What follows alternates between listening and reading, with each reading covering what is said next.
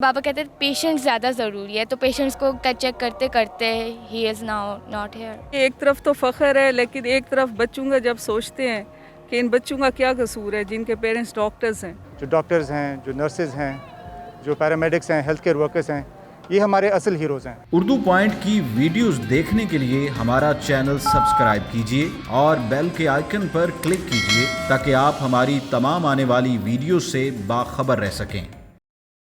अस्सलाम वालेकुम, आप देख रहे हैं उर्दू पॉइंट। मेरा नाम दानिश हुसैन। फिरोसन्स लेबॉर्ट्रीज लिमिटेड की जानिब से पाकिस्तान की 3 अहम इमारतों पर नीली रोशनियाँ लगाई गई हैं।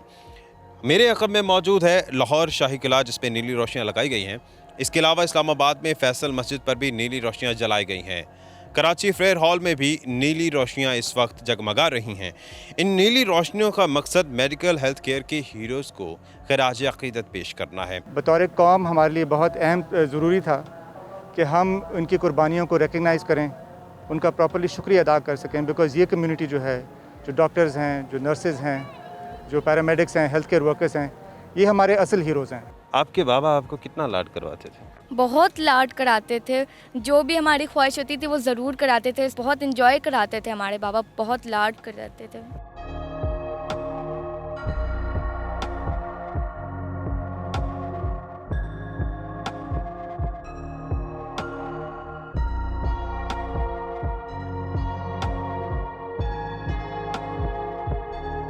आपके बाबा एक हीरो हैं, हम सब के हीरो हैं। इस बात का इल्म है आपको? जी, मुझे इल्म है, क्योंकि वो पूरा दिन हॉस्पिटल में होते थे एंड ही वाज़ लाइक, बेटा मुझे अपने पेशेंट्स को चेक करना है क्योंकि he is in need of me. Okay, उन्हें ज़रूरत है मेरी। तो फिर वो ही वाज़ ओवर देयर और वो 4 बजे आते थे और मैं कहती थी बाबा आप हमारे साथ टाइम तो स्पेंड करें। ओके, लेकिन बाबा कहते हैं पेशेंस ज़्यादा ज़रूरी है, तो पेशेंट्स को चेक करते करते he is now not here.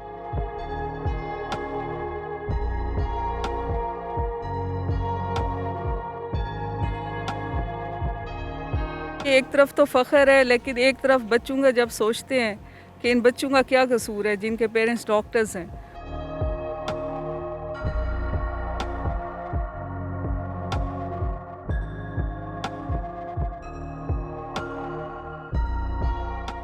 फिरोसन्स को मैं रियली अप्रिशिएट करती हूँ। उन्होंने एटलीस्ट अप्रोच किया, हमें कोई प्लेटफॉर्म दिया कि हम अपनी फीलिंग्स को एक्सप्रेस कर सकें। एटलीस्ट गवर्नमेंट के जो इक़दामात हैं वो हम कन्वे कर सकें कि वो कुछ भी ऐसा नहीं कर रही गवर्नमेंट। उन्होंने अभी तक कुछ भी ना मुझे अप्रोच किया, इवन कोई फ़ोन कॉल भी नहीं आया। और मैं फ़ंड जो शुदा फ़ंड है उसके लिए भी 1-2 गवर्नमेंट बॉडीज़ को अप्रोच किया है, लेकिन मुझे कोई पॉजिटिव रिस्पॉन्स कहीं से भी नहीं मिला।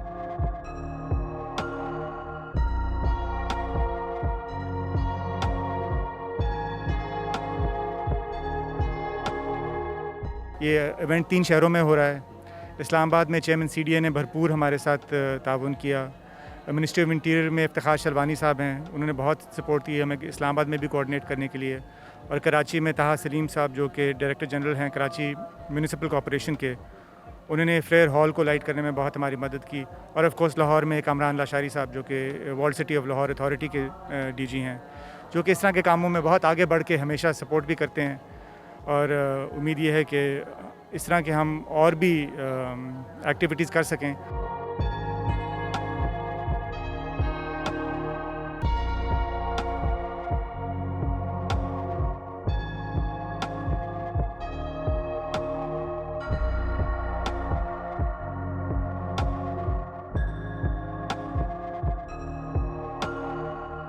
अब हम चलते हैं फिरोसन्स लेबॉर्ट्रीज और फिरोसन्स के CEO से जानते हैं कि कोरोना को लेकर उनके क्या इक़दामात हैं और ख़ास तौर पे ये इवेंट मुनक़्क़िद करने का मकसद क्या था। जी, सो कोविड में हम मल्टीपल लेवल्स पे काम कर रहे हैं। सबसे पहले तो ये कि जब ये पेंडेमिक आया था तो एक अमेरिकी कंपनी है गिलियड साइंसेस के नाम से, जिन्होंने ना सिर्फ हेपेटाइटिस C का क्योर ईजाद किया था, और हम बहुत अरसे से उनके साथ मिलके हेपेटाइटिस C का सामना डॉक्टर्स के साथ मिलके कर रहे हैं पाकिस्तान में।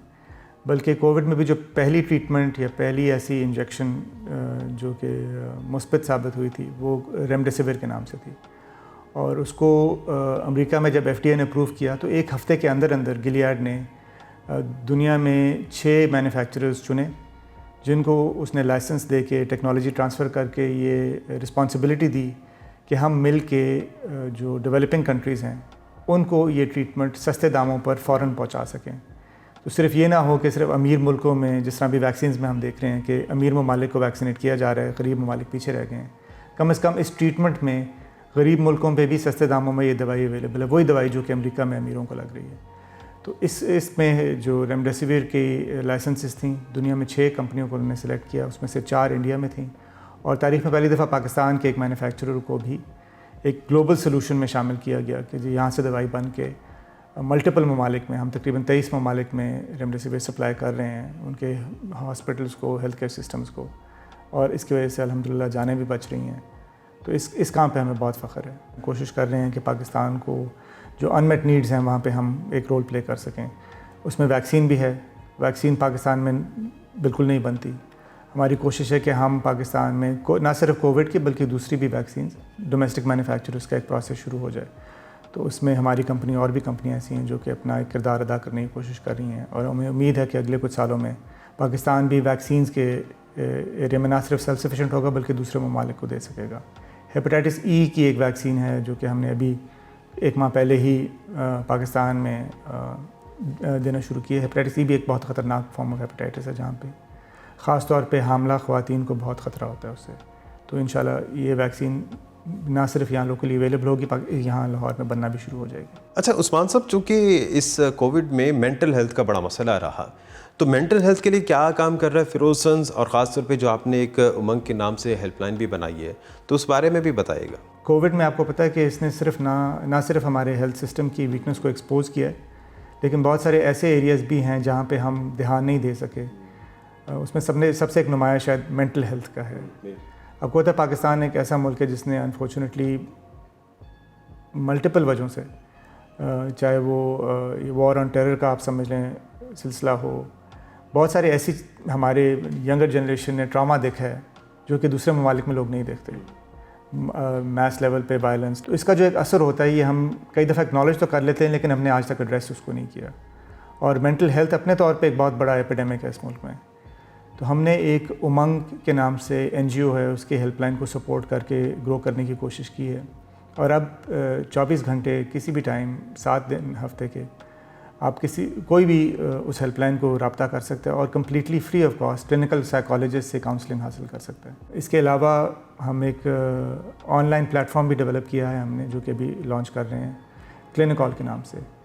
तो कोविड में बहुत बड़ा रिस्क सोशल डिस्टेंसिंग की इम्पोर्टेंस आपको नज़र आता होगा कि डॉक्टर्स के जो क्लिनिक्स और अस्पतालों में रश होता है, ये ख़ुद भी एक बहुत बड़ा ज़रिया है कोविड के फैलने का। तो हमारी कोशिश ये है कि इस प्लेटफॉर्म के ज़रिए डॉक्टर्स पेशेंट्स दोनों को ये मौका मिले कि जो एक कंसल्टेशन या डॉक्टर्स विज़िट होती है वो वर्चुअली हो सके। आप अपने फ़ोन के ज़रिए अपने डॉक्टर से अपॉइंटमेंट कर सकें, और ये एक बिल्कुल सिक्योर अपॉइंटमेंट हो। उसमें आपका मेडिकल रिकॉर्ड शेयर हो सकते हैं, डॉक्टर की प्रिस्क्रिप्शन शेयर हो सकती है, एक हिपा कंप्लाइंट एनवायरनमेंट में, यानी कि उसमें टोटल एक सिक्योरिटी और प्राइवेसी के दायरे में रहते हुए। तो ये 2 ऐसे इनिशिएटिव्स हैं, मेंटल हेल्थ के और ऑनलाइन क्लिनिकॉल की, जिस पे हमें बहुत फ़ख्र है कि दवाई बनाने के अलावा हम जिन एरियाज़ में एक थोड़ा बहुत अपना रोल प्ले कर सकते हैं वो हम ज़रूर करें।